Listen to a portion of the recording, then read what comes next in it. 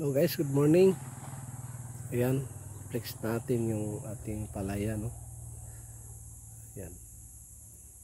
Buong akala namin na makatanim na kami, pero naudlot dahil sa ulan. Kasi nung isang buwan ay malakas na yung ulan. Lagi na siya umuulan, halos araw-araw na. Kaya binungkal na yung lupa, no? Ay ngayon ay nag-straight na yung init niya.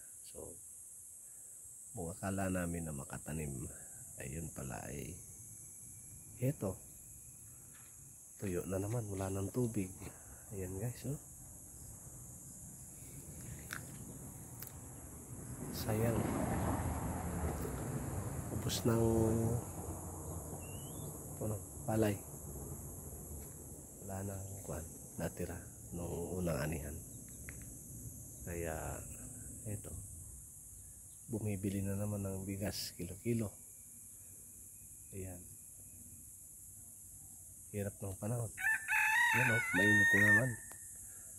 Yan, nag-umpisa na naman ang init.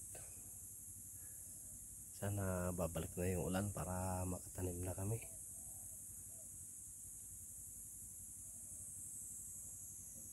Yan, pati yung mga kuan, pati yung mga puno ng niyog wala ng bunga. So taghirap talaga ngayon, no? Tapos ang mahal pa ng mga bilihin. Nako, paano tayo makaahon nito? Walang magandang panahon, walang magandang tiyempo, lalo na sa pagtatanim ng palay na kailang buwan na. Mag-iisang taon na hindi na kami nakatanim ng palay. So mahirap talaga ang buhay. Ayan. Yung saging natin wala pang bunga, no? Ayan, saging walang bunga. So sana bigyan tayo ng kuan, bigyan kami ng ulan ng Panginoon para makatanim kami ulit.